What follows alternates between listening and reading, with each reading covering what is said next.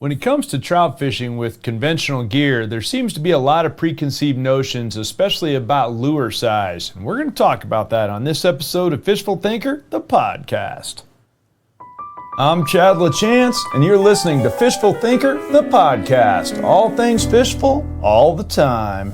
Hey, thinkers, Chad LaChance here. Thanks so much for tuning into this episode of Fishful Thinker, the podcast. Of course, brought to you by the fine folks at Sportsman's Warehouse. Visit them at sportsmans.com or any one of 140 plus stores nationwide, and they will ship direct to store for you. They got all kinds of fall sales going on. Check them out.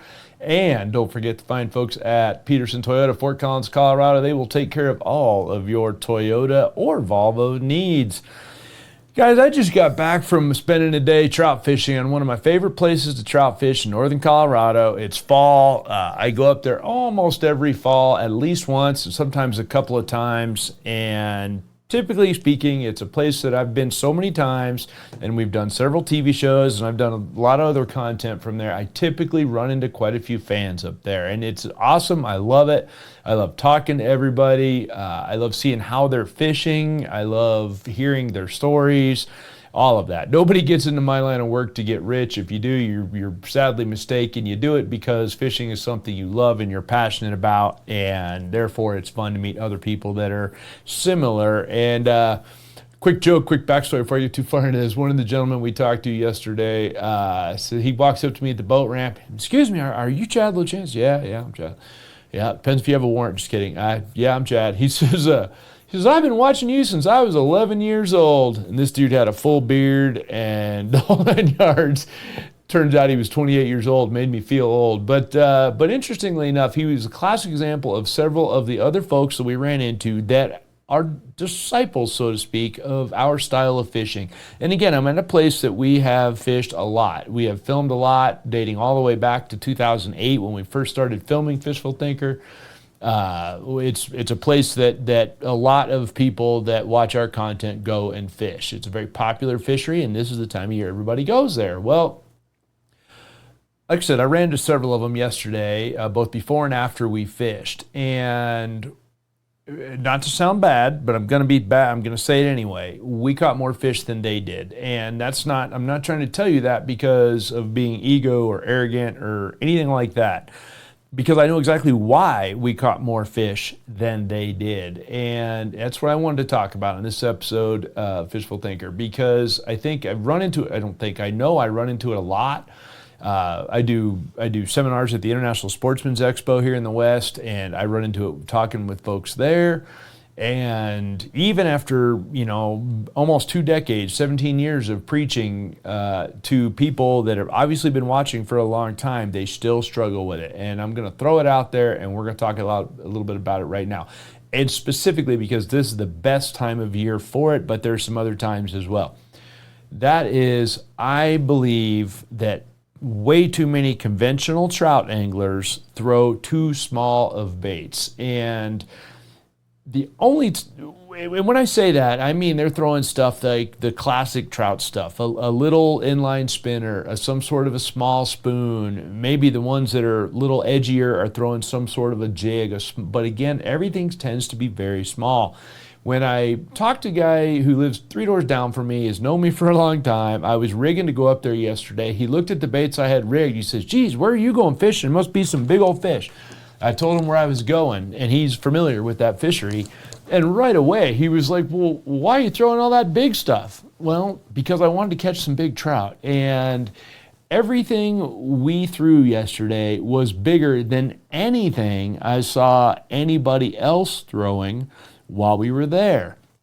And the reason I'm bringing it up is because nobody else was catching fish, and we were. And we were catching fish in ways you might not expect on lures that were somewhere between. Our smallest lure yesterday was 4 inches long. The biggest was 8 inches long.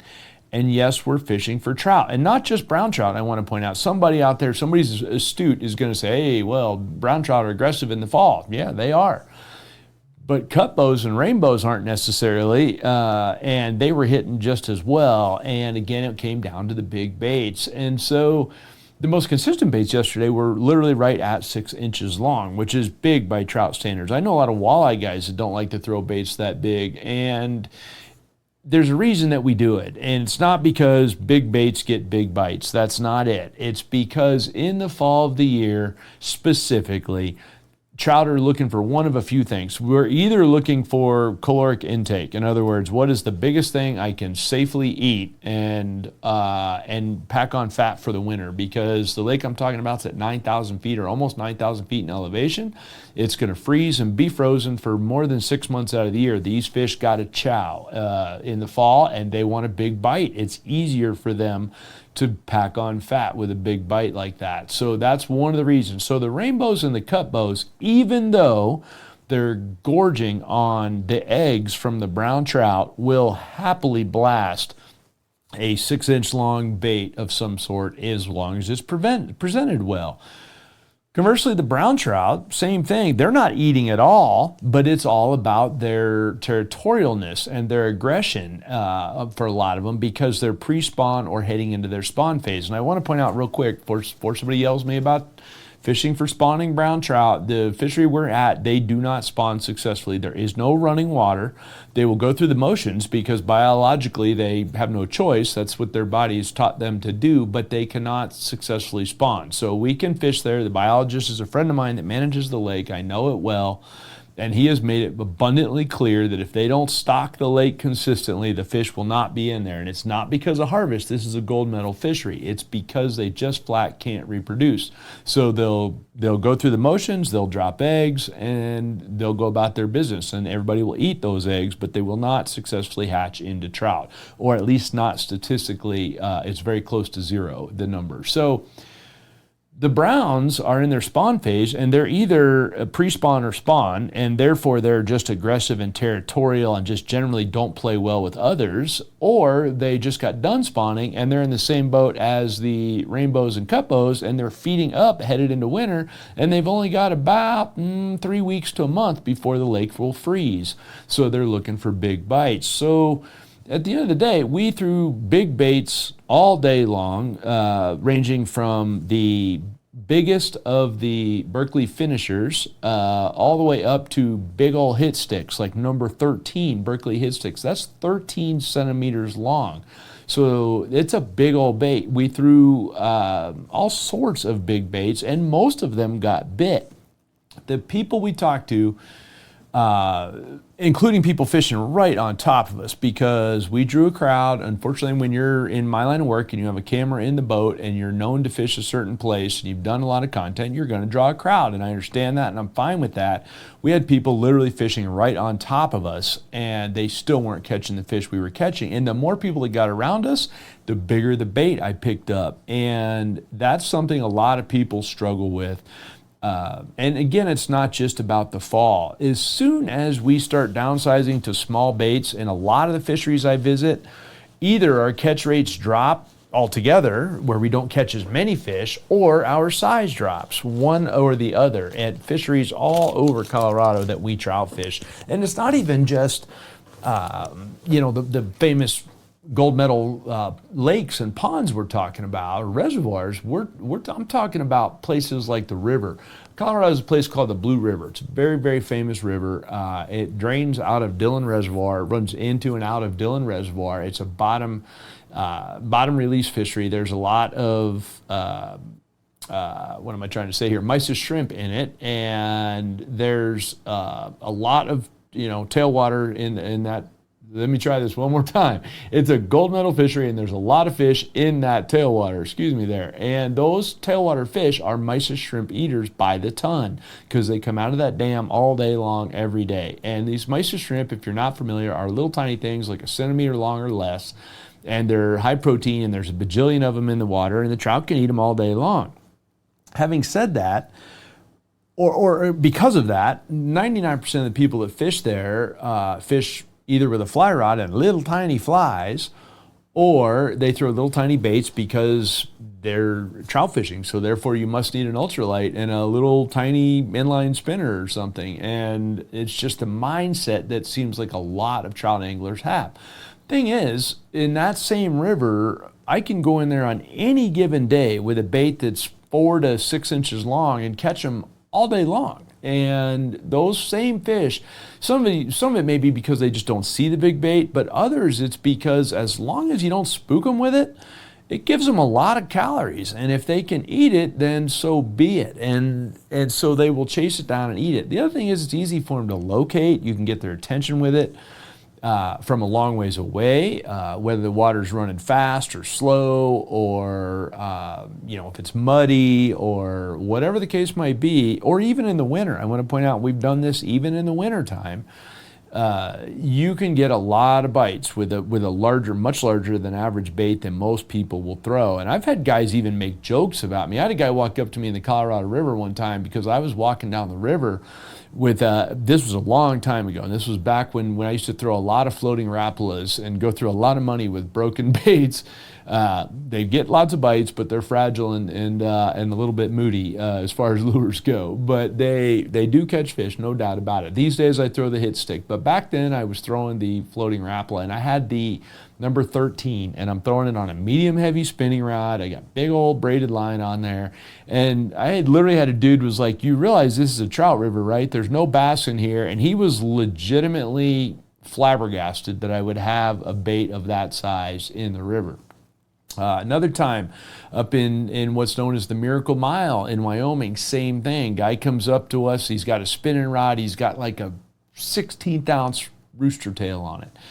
Well, I caught one this morning. Meanwhile, we'd been wrecking them all day long on 4-inch long tube jigs. And 4 inches is about the smallest I look at for consistency with trout. Maybe a 3-inch gulp minnow, but generally speaking, that's the smallest I'm gonna go if I'm looking for trout. The only exception to this whole podcast, the only exception is if I'm in a little tiny stream.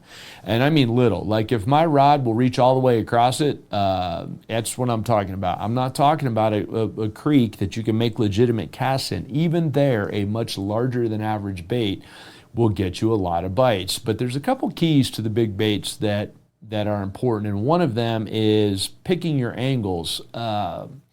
You can't take a big bait of any kind, whether it be a 4 or 5 inch jig, a 4 to 6 inch jerk bait, or 4 to 8 inch jerk bait, or anything like that. You can't surprise them with it from the standpoint of come up behind them. You can't come straight downstream right into their face. You can't hit it directly on a fish that's, say, rising or whatever. You need to draw the fish to the bait. So if you believe there's a fish in a current seam, I don't throw a big bait right in the current seam. I throw it right adjacent to the current seam and let in the fast water and let him dart out and get it, as opposed to trying to land it right on him like I might if I was, fishing, drifting a nymph or something that I need to drift right into his face. And I also want to point out that if you want to throw little baits, knock yourself out. And if you want to nymph fish, knock yourself out. I'm fine with that. I'm not critiquing that is my point. I'm not criticizing guys that do that. My point is if you have other options. The other thing I like about the big baits, or the other key I should say about the big baits a lot of times is speed. The bigger the bait, the faster I move it in a lot of cases, but I also might let it sit completely still and affect their territorialness and get a bite from that. And I don't care why they bite. I make jokes about that all the time. I don't care why they bite, just that they bite. So in the case of the brown trout yesterday, it's a matter of getting in the area where they are and leaving it there, twitching it along, making it all fast and erratic, and then killing it and leaving it there. And I'm talking about like 5 to 10 seconds of the bait not moving at all, and it just slowly rises to the surface.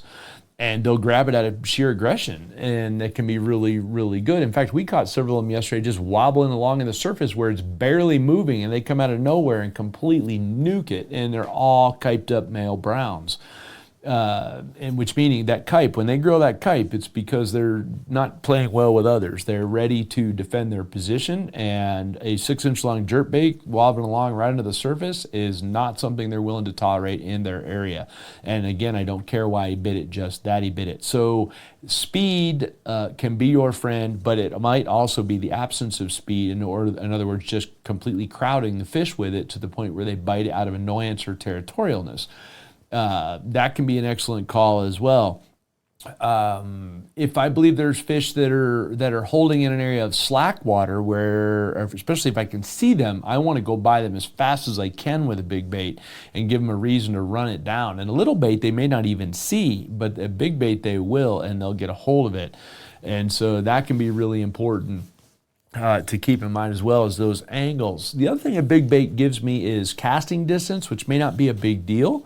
But in the case of like Colorado River, it might be, because it's a big river and I can throw a big heavy bait that weighs, a half ounce all the way across the river easily with a spinning rod without even getting in the river. Whereas a fly rod, there's no way I could get to the other side of the river, and it's not accessible from the other side of the river from the standpoint as if it's in a wilderness area. You can't get there unless you want to take off walking for a long ways, and I mean miles. There's nobody on the other side of the river. So if you want to fish it, you got to have something heavy enough you can throw over there and control. And it's, in some cases, better part of 40 yards across the river. It's a long ways across there, and you can't wade. It's too deep. And so it becomes an issue of, hey, the only time those fish on the other side of the river see a lure at all is when a drift boat comes by. And maybe they'll see some baits then, but otherwise the guys walking the bank are making throws that are halfway across there, throwing a little tiny bait. There is no way I could throw an 1/8 rooster tail all the way across there, short of something like ultralight gear and super thin, forward line and this, that, and the other. I could probably set up something to throw it there, but then I couldn't get the fish back across the current. And that's the other thing I really like about big baits with trout is this, and this is a big one for me. Delayed mortality is a real thing. The more you play a trout, especially a trout, the more you have to play them the more effort you have to put in them to get them to hand, or the more time, I should say, to get them to your net or to your hand, the less chance they're going to survive, because they get exhausted from it. And trout aren't the most durable species in the world. In fact, they're about the least durable species that I've ever dealt with. And so the ability to get them to you in a hurry is very valuable if you want to release the fish. And somebody's going to say, oh, those big lures, you're doing damage to the fish. Okay, that's a valid point. You may do more damage to the fish from the standpoint of puncture wounds with a big lure. Those puncture wounds fish heal up from very well, and they don't heal up well from exhaustion, because, as we've done whole podcasts about, I'll spare you the nuances, but exhaustion kills more fish than wounds of any kind. And we've all caught trout that are heavily damaged from being attacked by whatever, a pike, each other, a bird, stocking injuries, all those kinds of things. Fish are pretty good about healing up from almost anything short of having their slime coat removed, and that's a whole different podcast for a whole nother day. But as long as that trout's slime coat is protected, a puncture wound is not the end of the world for them. However, fighting one for a really long time on 4-pound test or a little tiny tippet is potentially the end of the world for them, particularly if they're really big trout, or there's heavy current involved, or the water's very warm. Any of those scenarios, the quicker you can get a trout to hand, the better off that fish is going to be. And that includes straight up muscling some fish. And if you're a fan of Fishful Thinker, you've seen me at times deal with trout boat side, where I'll net them. I'll get them to the boat and net them and just let them hang out in the net right there before I even unhook them. I use Fraybill flat-sided Conservation Series nets, or flat-bottom nets. Those nets allow fish to move around. So even yesterday, several of the trout we caught that were in the 5 to 8 pound range, so good-sized trout, both rainbows and browns. As soon as I get them to the boat, I net them and just hold them there in a flat bottom net. Don't worry about unhooking them. Don't let them do anything. You'll find out they relax right away. And I'm using a net with a 26-inch hoop. It's a big net, and it's got a big flat bottom in it, and it doesn't taper down, and it's rubber, so it doesn't hurt the fish. And they'll just sit there and they'll calm down. Then you can unhook them and deal with them, and then you can release them without hurting them. And even if they've got a hook in the back or something like that, that's fine. I want to point out yesterday too that I caught a brown that was right at 2 feet long, and he had about 4 feet of very, very thin leader material. I actually had about 1.5 feet of tippet, and then another 1.5 or 2 feet of other leader material tied to it, and a little teeny tiny fly. And that fly was broke off on the top of his head. So somebody snagged him on top of the head, and he broke them off. Well, now he's trailing around that line and that fly, and it had just happened, and then he still turns around and blasts my number 13 hit stick. So, which is, again, 13 centimeters long. There's, 2.24 something centimeters per inch, I think. I should know this, but at any rate, it's a 7-inch bait for all intents and purposes, 6.5-inch bait, and that fish ate that bait, and he stroked it no less within not very long after breaking somebody else off on a fly rod. So whether or not he tried to bite somebody else's rig and snagged him on the head, or he just got unlucky and ran into it, who knows? But he had the fly right between his eyes, right in the center of his forehead. And I thought that was kind of humorous considering what he bit. Also on that same lake years ago, I caught one that had 9 flies in its lip. And he broke a lot of people off. I plucked all those flies out when I caught him and let him go. So that's a thing that happens. So, and the point of that is, hey, look, they'll still bite some of that little stuff, but if they will just as easily bite great big stuff as long as you focus on your motion and your presentation skills and things like that. And there's no way in a 20-minute podcast that I could tell you all the key nuances of the way to make those baits move. But the general rule is this: either fast or erratic, or no motion at all, or a very heavy glide to one side or the other on the fall. A bait that glides, so that Berkeley finisher I used yesterday quite a bit, and I've been using it for trout all year.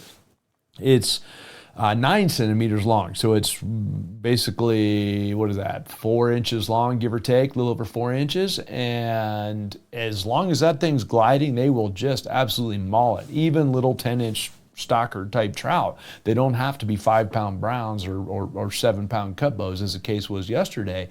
The 10, 12, 13-inch stocker trout will hit it just as fast. And I can, again, throw it a long ways. I can throw it on heavy tackle, so I can get those fish to hand in a hurry. So if you're hearing this podcast and you're a traditional trout guy, I'm going to say at least once, leave your ultralight or your light-powered rod at home and bring your bass rod or your walleye rod and some of your bass baits, things like half-ounce slipless crankbaits, like I said, 5 or 6-inch jerk baits, big tube jigs, not little tiny crappie-sized tubes, but big tube jigs. Give them something to find and eat. Big marabou jigs, anything like that. But focus then on how you're moving that bait and the angles that you're casting it, and don't keep changing the bait. Yesterday, I didn't get bit for like 40 minutes on one bait, 30 minutes, but I just kept changing how I was throwing that hit stick in terms of, was I working on a straight jerkbait retrieve? Was I straight reeling it? Was I giving it long pauses or short pauses? Was I working a really hard, crisp jerkbait deal, or was it more of a real subtle, like I do for walleyes, a little more subtle jerkbait deal? A bunch of little pulls and pauses. What is it, right? And once I figured that out, then we caught them like crazy. And like I said yesterday, the lack of motion was almost as important as the motion itself. So keep an open mind about it. Just because you're trout fishing doesn't mean you need little tiny stuff. And like I said, ultralight gear is not always the best thing for the fish. Unless you're fishing for little brookies or little tiny fish, then leave that stuff at home. Get balanced tackle for some baits that weigh somewhere between, say, a quarter of an ounce and a half an ounce, and get after some fish. I think you'll enjoy that. So if you want to join the conversation on Facebook, Instagram, TikTok, or especially YouTube, you may be listening to this podcast there. I appreciate that very much. Also, our new seasons will start off on Altitude Sports Entertainment and World Fishing Network in January. So thanks for listening. This has been Fishful Thinker, the podcast.